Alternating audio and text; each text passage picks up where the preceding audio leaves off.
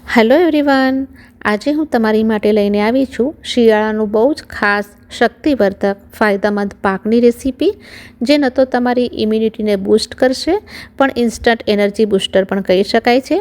બસ તમે એને એકવાર બનાવી લો, પૂરા મહિના માટે એને સ્ટોર કરી શકો છો. ઘરમાં બધાને બહુ જ પસંદ આવશે. સેહતનો ખજાનો છે આ ખજૂર પાક, બહુ જ ટેસ્ટી હોય છે. ખજૂર પાક માર્કેટમાં બહુ જ મોંઘો મળે છે. આજે હું તમારી સાથે એવી ટિપ્સ અને પરફેક્ટ માપની સાથે શેર કરીશ કે તમારો આ ખજૂર પાક પહેલીવારમાં જ માર્કેટ જેવો બનશે. તો ચલો બનાવવાનું શરૂ કરીએ. સૌથી પહેલાં આપણે ડ્રાયફ્રૂટ્સને જોઈ લઈએ. એના માટે અડધો કપ બદામને મેં ચીલી કટરમાં એડ કરી અને નાના નાના પીસીસ કરી લીધા છે. અને સેમ વેથી અડધો કપ કાજુ લીધા છે અને અખરોટ પણ અડધો કપ લીધા છે. અને ઇમ્યુનિટીને બૂસ્ટ કરવાવાળા અને વિટામિન B6 અને ઝીંકથી ભરપૂર પિસ્તા લીધા છે. તો અહીંયા આપણા બધા જ ડ્રાયફ્રૂટ્સ રેડી છે. ખજૂર પાક બનાવવા માટે મેં અહીંયા 350 ગ્રામ ખજૂર લીધા છે.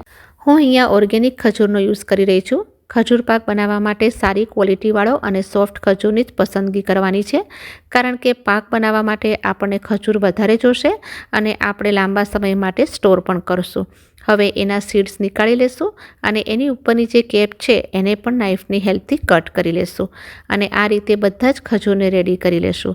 અને જો તમારી પાસે સોફ્ટ ખજૂર ન હોય તો એના સીડ્સ નીકાળીને મિક્સી જારમાં 1 થી 2 મિનિટ માટે પલ્સ મોડ પર ગ્રાઇન્ડ કરી લો તો ખજૂર સોફ્ટ થઈ જશે. હવે અહીંયા મેં અંજીર લીધા છે. અંજીરને પ્રેશર કુકરમાં 1 વિસલ લગાડીને કૂક કરી લીધા છે. તમારી પાસે સમય હોય અને પલાળવા માગતા હો તો 2 થી 3 કલાક સુધી પલાળીને રાખી શકો છો અને એને સોફ્ટ કરીને જ આપણે યુઝમાં લેવાના છે. અહીંયા મારી પાસે નાની સાઇઝના અંજીર હતા એટલે હું 12 થી 14 લઈ રહી છું, પણ તમારી પાસે મોટા હોય તો એના અડધા એટલે કે 6 થી 7 લઈ શકો છો.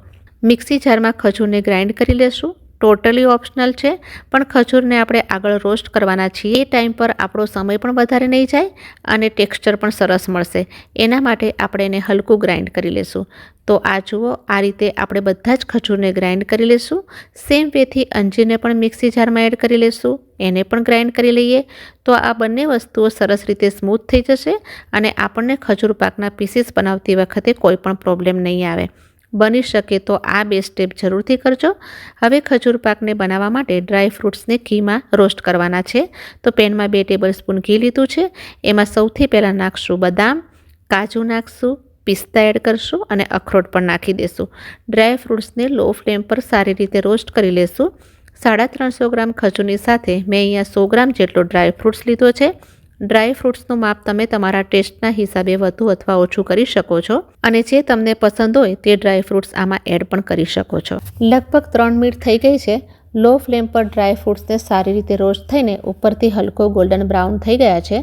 તો આપણે એને બહુ વધારે રોસ્ટ નથી કરવાના.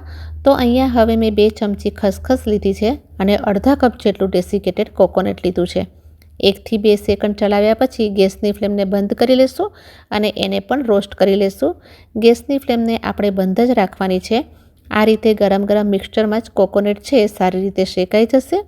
આપણી બધી જ વસ્તુઓ સારી રીતે શેકાઈ ગઈ છે. હવે એને એક પ્લેટમાં નીકાળી લઈએ. ખજૂરને રોસ્ટ કરવા માટે પેનમાં 2 ટેબલસ્પૂન ઘી એડ કરશું અને એને ઘીમાં શેકી લેશું. ખજૂર પાક બનાવવા માટે આ સ્ટેપ બહુ જ ઇમ્પોર્ટન્ટ છે. ખજૂરને રોસ્ટ કરવાના ટાઈમ પર ગેસની ફ્લેમને લો ટુ મીડિયમ જ રાખવાની છે અને એને આ રીતે કન્ટિન્યુઅસ ચલાવતા રહીને સારી રીતે ફ્રાય કરી લેવાનું છે. ખજૂરને શેકતા મને લગભગ 5 થી 7 મિનિટ થઈ ગઈ છે અને ખજૂર સરસ રીતે શેકાઈ ગયું છે કે નહીં એ ચેક કરવા માટે આ મિક્સચરને આ રીતે એક પ્લેટની ઉપર સ્પ્રેડ કરી લેશું અને એને આ રીતે ઉઠાવીને જોશું તો એ ઇઝીલી ઉઠી રહ્યું છે. મીન્સ આપણા ખજૂરમાં બિલકુલ મોઇસ્ચર નથી અને પરફેક્ટલી શેકાઈ ચૂક્યું છે. હવે આમાં અંજીર એડ કરશું. અંજીર પહેલેથી જ બોઇલ્ડ છે તો આપણે એને છેલ્લે જ એડ કરવાનું છે. પહેલાંથી એડ કરી લેશું તો ખજૂર મોઇસ્ચરને એબ્ઝોર્બ કરી લેશે અને પીસીસ સારી રીતે નહીં બની શકે. ખજૂર અને અંજીરને રોસ્ટ કરવાથી એ સોફ્ટ તો થાય જ છે, પણ થોડા સ્ટ્રેચ પણ થઈ જશે, જેથી ડ્રાયફ્રૂટ્સને સરસ રીતે કોટ પણ કરી લેશે. હવે એમાં રોસ્ટ કરેલા ડ્રાયફ્રૂટ એડ કરી લેશું. તમને પસંદ હોય તો આ સ્ટેજ પર ફ્લેવર માટે એલચીનો પાવડર કે જાયફળનો પાવડર પણ નાખી શકો છો. બધી જ વસ્તુઓને મિક્સ કરી લેશું. તો અહીંયા આપણી બધી જ વસ્તુઓ એકદમ સરસ રીતે મિક્સ થઈને રેડી થઈ ગઈ છે. હવે ખજૂર પાકને સેટ કરવા માટે મેં અહીંયા આવી પ્લેટમાં બટર પેપર લગાડીને રેડી કરી લીધું છે. તમે આની જગ્યાએ સ્ટીલની પ્લેટનો પણ યુઝ કરી શકો છો. એના ઉપર થોડી ખસખસ સ્પ્રિંકલ કરીશું અને આ જે ખજૂરનો મિક્સચર છે એ એમાં નાખી દેશું અને સ્પેચ્યુલાની હેલ્પથી એને એક સમાન લેવલમાં હું કરી લઈશ. તો તમે જુઓ એક સરસ રીતે પથરાઈ ગયો છે અને એની ઉપર ગાર્નિશિંગ માટે પિસ્તા નાખી દેશું અને થોડી ખસખસ સ્પ્રિંકલ કરશું. તમને જે પણ ડ્રાયફ્રૂટ પસંદ હોય એનાથી તમે ગાર્નિશ કરી શકો છો અને એને હવે ઠંડો કરવા માટે 2 થી 3 કલાક માટે સાઈડ પર મૂકી દઈએ. 3 કલાક પછી ખજૂર પાક એકદમ સરસ રીતે સેટ થઈ ગયો છે. તો એને પ્લેટથી અલગ કરી લઈએ અને નાઇફની હેલ્પથી ખજૂર પાકના સ્ક્વેર પીસીસ કરી લઈએ.